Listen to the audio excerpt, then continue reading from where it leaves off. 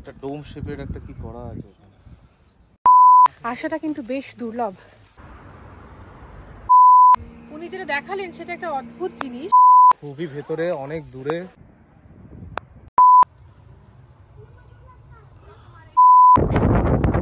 খ্রিস্টানদের কাছে এটা ভীষণ পিওর একটা নদী, যেহেতু এই নদীতেই জিসাস ক্রাইস্টকে ব্যাপটাইজ করা হয়েছিল।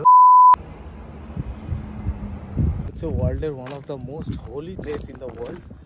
এটা হচ্ছে ইসরায়েলের বর্ডার। ওটা বিজেন্টাইন চার্চে এখন এরকম ফাঁকা ফাঁকায় আমি কখনো ঘুরিনি। Just for us. 8,000 বছর পুরনো, মানে 8 + 2 10,000। দারুণ ইন্টারেস্টিং জায়গায় নিয়ে এসেছি আপনাদেরকে, সকলকে দেখাই সেটা। Good morning everyone. Good morning everybody. A very very warm welcome to all my lovely people out there. Once again, welcome back to our channel. তো আজকে আমাদের ডে 2 এর জর্ডান, আর এখন আমরা একটু পরে বেরোবো সাইট সিইং এর জন্য। এই মুহূর্তে ব্রেকফাস্ট কাউন্টারে চলে এসেছি। এখানে ব্রেকফাস্ট এরকম বুফে সিস্টেমে হয় না, ওরা ডাইরেক্ট সার্ভ করেছে। হ্যাঁ, ডাইরেক্ট সার্ভ করেছে। কিছু কিছু জিনিস তোমরা জানিও না, বলো কি কি দিয়েছে। হ্যাঁ, তো চলো খাবারটা খেতে। হ্যাঁ চলো দেখাই তোমাদেরকে ব্রেকফাস্টটা। আমাদেরকে ব্রেকফাস্ট দিয়েছে। ব্রেকফাস্টটা দেখানোর আগে আমি একটু জায়গাটা দেখিয়ে দিই। কি সুন্দর ওরা ডিরেক্ট লাইটিংয়ের ব্যবস্থা করে রেখেছে। ওখানে টিন্টেড গ্লাস রয়েছে। না, ওটা টিন্টেড গ্লাস, আমার মনে হয় গ্লাসের ওপরে কোনো কম্বল টম্বল পাতা রয়েছে। দারুণ একটা জায়গা, কিন্তু সকালবেলা এরকম ব্লু লাইটটা একটু ভুতুরে ভুতুরে তো লাগছে অনেস্টলি। ওকে, আমাদের আরও ব্রেকফাস্ট চলে এসেছে। This one is chicken. This one is hummus. Okay, this is hummus. Hummus. Hummus. Hummus. Hummus. Okay, Yes. and this is? Falafel. This is falafel. Okay. This is sanura. This khubis. Khubis. This is Processed. cost za'atar. This is dipti. هذا مكي. Okay. هذا ভিন্ন দেশের ভিন্ন রকম খাবার খেতে আমার বড্ড ভালো লাগে, আর এই হোমস আর পিটা ব্রেড আমার বরাবরই প্রিয়। চলো, ব্রেকফাস্ট ইজ ডান, আর আমাদের গাড়িও নিচে চলে এসেছে। এবার আমাদের সাইট সিইং পর্ব শুরু। Let's go. It's a beautiful sunny day. এখনো পর্যন্ত রোদের তাপ সেরকম করে বুঝতে পারছি না। এখন বাজে হচ্ছে এক্স্যাক্ট 9:30। আমাদের গাড়ি চলে এসেছে। হ্যালো,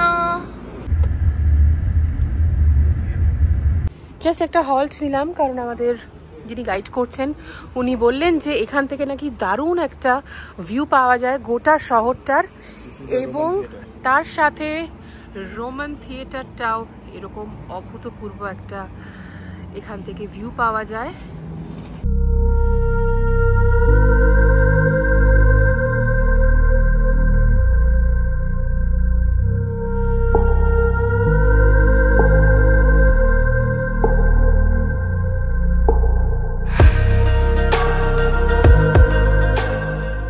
সো আমরা চলে এসেছি এখন আমান সিটাডেলে। এখানে টেম্পল অফ হারকিউলিসও আছে। এখানে হারকিউলিসের একটা হাত আছে বড়। সো এই জায়গাটা অনেক পুরনো, it's around 1800 BC। So bronze age, ওই সময়কার জায়গা। তো এটা আগে এই জায়গাটা ক্যাপিটাল ছিল, কিংডম অফ আমনের ক্যাপিটাল ছিল এই জায়গাটা এক সময়। তো রুইন্সগুলো পড়ে আছে এখনও ইনট্যাক্ট। তো সেটাই দেখতে আমরা এসেছি। So let's see.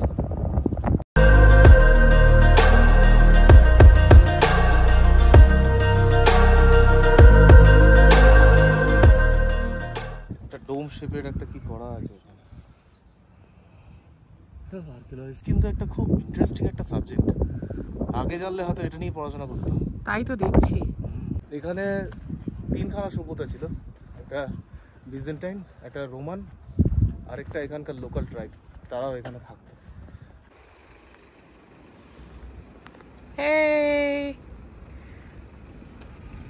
Aman,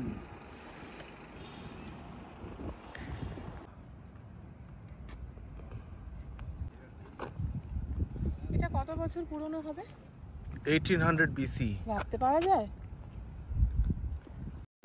Aman citadel, এটা একটা আর্কিওলজিক্যাল সাইট একদম ডাউনটাউন সেন্টার অফ আমানে। আর এই মুহূর্তে আপনারা দেখছেন টেম্পল অফ হারকিউলিস।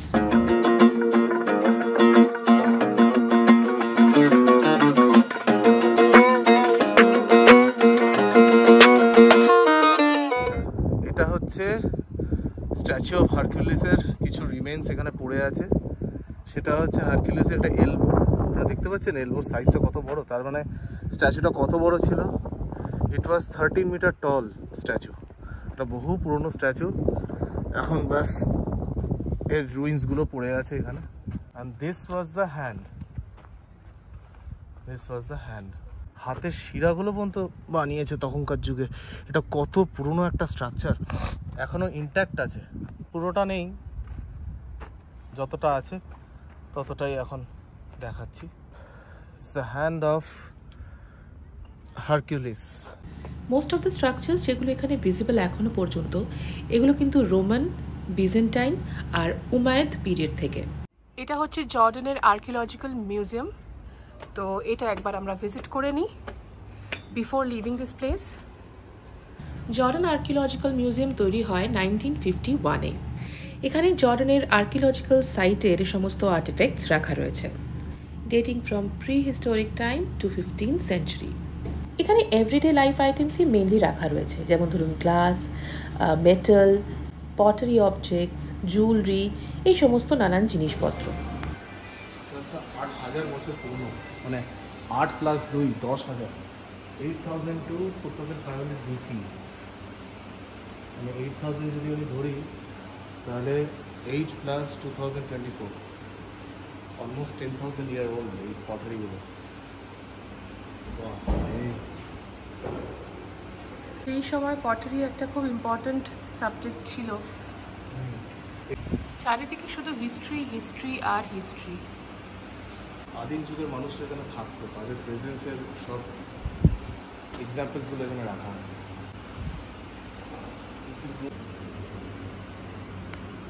এটা হাতির দাঁত দিয়ে তৈরি, আইভরি লেখা আছে, বক্স অফ আইভরি। ওয়াও, এটা কাঠ দিয়ে মনে হয় পেট্রার একটা মডেল বানিয়ে রাখা হয়েছে। 7th century BC, মানে যীশু খ্রিস্টের 700 বছর আগে। এগুলো সমস্ত কফিন, কফিন 900 BC, 1200 BC থেকে 900 BCর মধ্যে এই ধরনের কফিন ইউজ করতো। ইতিহাসের পাতা নিয়ে প্রচুর নাড়াচাড়া করার পরে এবার আমরা যাব উমায়দ প্যালেসের দিকে।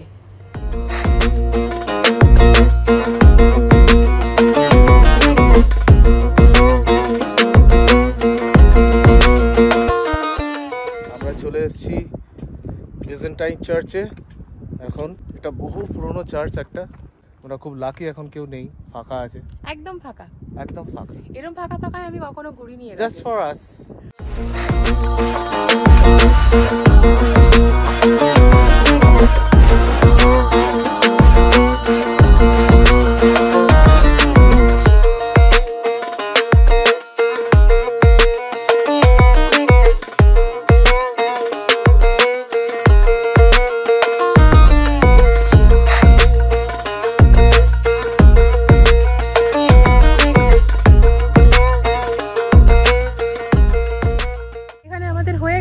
এবার আমরা যাব টুয়ার্ডস বেথেনি, সেখানে আমাদের বাকি যা যা দেখার আছে সেগুলো দেখবো, তারপর আমরা যাব মাদামা। এই হচ্ছে আমাদের আজকের আইটিনারি।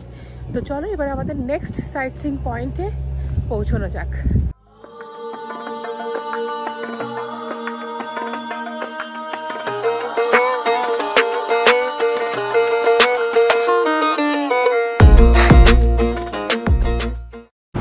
আচ্ছা, এটা হচ্ছে সি লেভেল, এরপরে আমরা সি লেভেলের নিচে চলে যাব, বিকজ ডেড সি আছে এখানে। তো আমরা কোথায় আছি আর এই জায়গাটা কোথায়, তাহলে দেখলে বুঝতে পারবেন আপনারা। সো এই জায়গাটা হচ্ছে ওয়ার্ল্ডের সি লেভেলে। তাহলে চলুন আমরা এবার ব্যাপটিজম সাইটের দিকে রওনা দিই। এটা অবশ্যই ভীষণ ভীষণ একটা হোলি আর সিক্রেট প্লেস, কারণ এখানে জিসাস ক্রাইস্টকে ব্যাপটাইজ করা হয়েছিল বাই জন দ্য ব্যাপটিস্ট। এই মুহূর্তে এটা একটা ওয়ার্ল্ড হেরিটেজ সাইট সিন্স 2015। আমরা ঢুকে পড়েছি এন্ট্রান্সার, এখান থেকে আমাদেরকে টিকিট কালেক্ট করতে হবে। বাস নেওয়া হয়ে গেছে, বাসে উঠে পড়েছি। বাসে করে আমরা যাব ব্যাপটিজম সাইটে। আমাদের গাড়িটা রাখা হয়েছে একটা জায়গাতে, সেখান থেকে আমাদেরকে 3 কিলোমিটার যেতে হবে বাসে। হ্যাঁ, আর এখানে এই বাসটা সব কিছু নিয়ে একটা চার্জ ইনক্লুডেড ছিল। কত টাকা নিয়েছে? দুজনের 3000 টাকা। দুজনের ইন্ডিয়ান কারেন্সিতে 3000 টাকা। 3 কিলোমিটার মানে বেশ খানিকটা রাস্তা, আর পুরোটা ডেজার্টের মাঝখান দিয়ে আমরা প্রথমেই পৌঁছলাম ব্যাপটিজম সাইট মিউজিয়ামে, এবং এটা এন্ট্রি ফ্রি একটা মিউজিয়াম।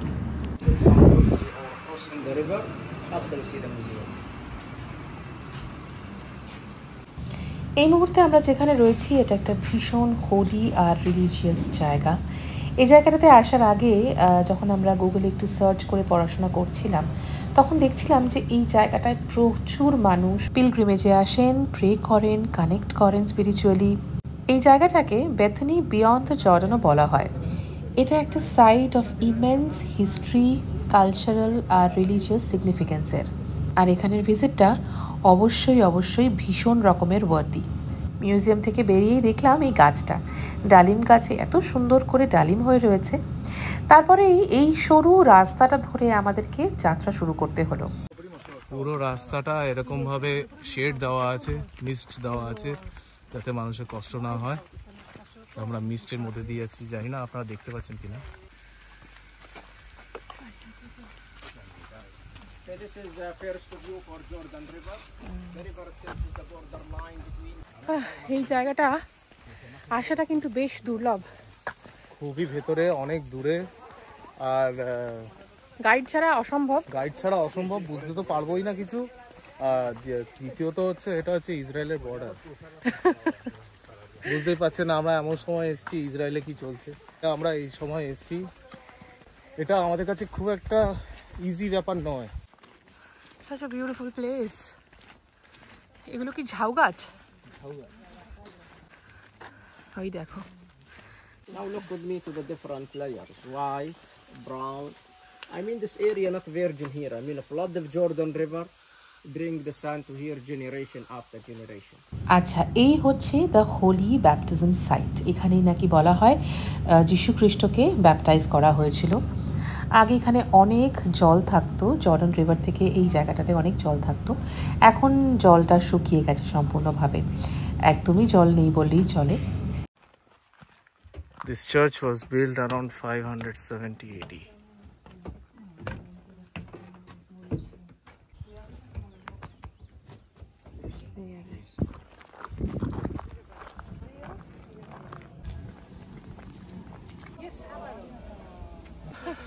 তাহলে একটা দারুণ ইন্টারেস্টিং জায়গায় নিয়ে এসেছি আপনাদেরকে, সকলকে দেখাই সেটা।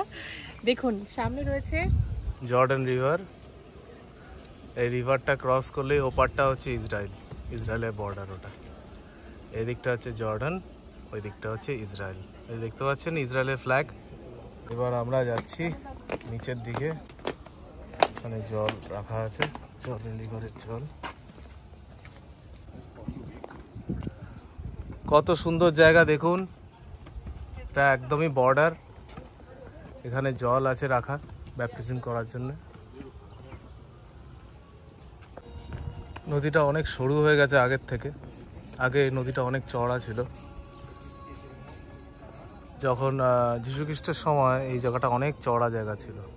এখানে সবাই এখানে নিচে নামছে হোলি ওয়াটারে নামার জন্য। ওই সামনেই ইসরায়েল, সরু নদী পেরোলেই ইসরায়েল, এইটুকুনি ডিস্টেন্স।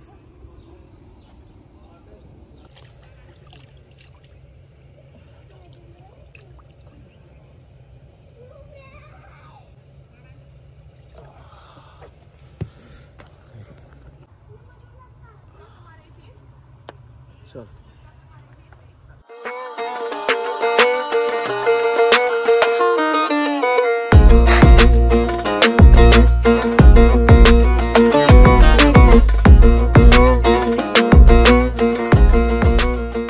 কোথায় একটা ডেজার্টের মধ্যে আমরা গেলাম, সেটা হচ্ছে ওয়ার্ল্ডের one of the most holy place in the world. এখানে খ্রিশ্চানিটি ধর্মে জিসাস ক্রাইস্টকে John the Baptist first baptised করে। তো সেই জায়গাটা দাঁড়িয়ে আমরা নিজেরা ওখানে সেই জলে হাত দিলাম, আর ওপারটাই হচ্ছে ইসরায়েল। একটা অদ্ভুত জায়গা। I am so pleased that you told me. Generally, I tell everyone that Mother Teresa is from my place. চলো, বেথনি কমপ্লিট করার পরে এবারে আমরা যাব মাউন্ট নেবোর দিকে। ড্রাইভটা ভীষণ এনজয় করছিলাম, কারণ সত্যি বলতে কি এইরকম রাস্তা দিয়ে ঘন্টার পর ঘন্টা ড্রাইভ করে এমনি সময় কাটিয়ে দেওয়া যায়। Yeah, this way is down. I can see that the street is going down. But the water is coming back. Yes. Why? This car is going back. Oh my god. The street is upside. ওই রাস্তাটা উপর দিকে যাচ্ছে অথচ গাড়িটা পেছন দিকে যাচ্ছে। কি অদ্ভুত ব্যাপার। It is coming back. উনি যেটা দেখালেন সেটা একটা অদ্ভুত জিনিস, কারণ রাস্তাটা এরকম ঢাল, ঠিক আছে? আমরা যেখানে রয়েছি সেটা হচ্ছে উঁচু আর এদিকটা হচ্ছে নিচু, যদি দেখতে পারেন। ওদিকটা হচ্ছে নিচু, এদিকটা নিচু, এদিকটা ঢালু ঢালু, কিন্তু গাড়িটা যাচ্ছে পেছনের দিকে, বটলটাও রাখলে পেছনের দিকে যাচ্ছে, জলটাও যাচ্ছে পেছনের দিকে। হ্যাঁ, আমার মনে হয় এটা উনি যেটা বললেন সেটা হচ্ছে গ্র্যাভিটেশনাল পুলের জন্য। এখানে কোনো গ্র্যাভিটেশনাল পুল নেই, কম কম এখানটাতে কম, আর পেছন দিকে গুগলে সার্চ টানছে। করে দেখলাম নো অ্যাট্রাকশন। পৌঁছে গেছি আমরা মাউন্ট নেপোতে। বাইবেলে বলা হয়েছে মাউন্ট নেপো হচ্ছে সেই জায়গা যেখানে মোসেস তার শেষের দিনগুলো কাটিয়েছিলেন, এবং এখান থেকেই তিনি ওনার প্রমিস ল্যান্ড দেখতে পান। বলা হয় মোসেসের বডি নাকি এখানেই কোথাও একটা বাড়ি করা হয়েছে, যদিও এটা এখনো পর্যন্ত প্রুফড নয়। ওইখানে প্রমিসড ল্যান্ড, মোজেস এখানে লাস্ট আসে। মোজেস নিজে যেতে পারেনি জেরুজালেমে, বাট প্রমিসড ল্যান্ড হিসেবে মোজেস সবাইকে দেখায় ইসরায়েলিদের, that is the promised land, ওইখানে তোমাদের যেতে হবে। বলা হয় এখনও তার বডি পাওয়া যায়নি। মোজেসকে এখানেই কবর দেওয়া হয়, এখানেই মারা গেছে, এই জন্য ফেমাস এই জায়গাটা। আমরা চলে এসেছি এখন আমাদের থার্ড সাইটসিং পয়েন্টে, মাউন্ট নেবোতে। সকালবেলা যতটাই প্লেজেন্ট ছিল ওয়েদার, ধীরে ধীরে যখন দুপুর হচ্ছে, এখন 2:30 বাজে এখানে, যত বেলা হচ্ছে সূর্যের তেজ তত বাড়ছে। তবে হাওয়াটা কিন্তু ঠান্ডা। হ্যাঁ, হাওয়াটা ঠান্ডা, বাট এর আগে আমরা যেখানে ছিলাম আর কি, সেখানে গরমটা অনেক বেশি ছিল। এখানে যেহেতু গাছপালা রয়েছে চারিদিকে, গরমটা তুলনামূলক কম। মাউন্ট নেবো মেমোরিয়াল অফ মোসেস, এই হচ্ছে সেই হোলি প্লেস। এই সমস্ত জায়গা হচ্ছে ইতিহাসের পাতায় একেবারে রঙিনভাবে মুড়ে রয়েছে, প্রতিটা এলাকা, প্রতিটা জায়গা।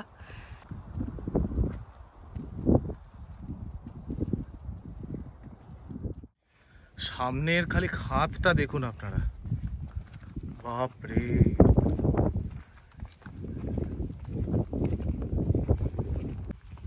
This is a memorial church. This is a olive tree. Olive হয়ে আছে এখানে, দেখতে পাচ্ছেন আপনারা, অনেক জায়গাতেই হয়ে আছে।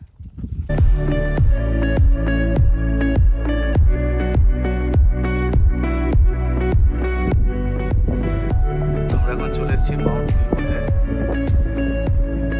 এটা হচ্ছে the view on the Holi land. এখান থেকে মোসেস দেখতে পেয়েছিল তার প্রমিস ল্যান্ডের জায়গা।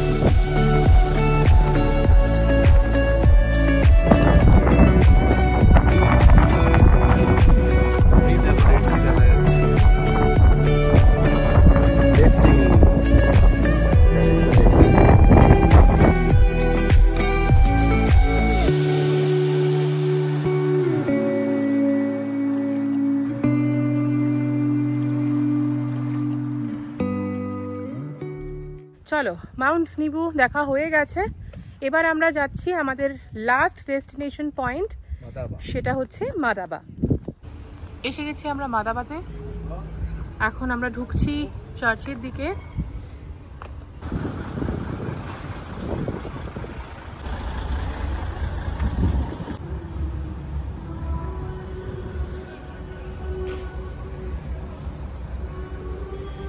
আমরা যখনই চার্চ দেখতে যাচ্ছি, সেই ইউরোপ হোক কি জর্ডান হোক, আমাদের সমস্ত জায়গায় শুধু রেস্টোরেশন প্রসেস চলছে। মাদাবাকে সিটি অফ মোজাইকস বলা হয়। এটা একটা কালচারাল এপিসেন্টার ফর উমায়েদ অ্যান্ড বিজেন্টাইন মোজাইকস। জর্ডানের খুবই এনশিয়েন্ট একটা টাউন এটা। আর এই মুহূর্তে যে ম্যাপটা আপনারা দেখতে পাচ্ছেন, এটা হচ্ছে হোলি ল্যান্ডের ম্যাপ, যেটা 6th সেঞ্চুরিতেই তৈরি করা হয়েছিল। আমরা আছি এই মুহূর্তে মাদাবা আর্কিওলজিক্যাল পার্কে, আর এই চার্চটা হচ্ছে Greek Orthodox church of Saint George. এই হচ্ছে সেই হোলি ল্যান্ডের ম্যাপ, আর এটারই মোজাইক আর্টটা আপনারা চার্চের ভেতরে দেখলেন। চলুন তাহলে আজকের ব্লগটা শেষ করা যাক এখানকার গরম গরম জর্ডানিয়ান কফির সাথে। আজকের ব্লগটা আশা করি আপনাদের সকলের খুব ভালো লাগলো। আর এখানের Jordanian coffee is very very famous. তো ভাবলাম যে এই কফিটার সাথেই আজকের সন্ধেটাও শেষ করা যাক, আজকের ব্লগটাও শেষ করা যাক। অলরাইট, চলুন পরের ব্লগে আপনাদের সাথে খুব শিগগিরই দেখা হচ্ছে। টিল দেন সবাই ভালো থাকবেন, take care, lots of love, keep supporting us, by.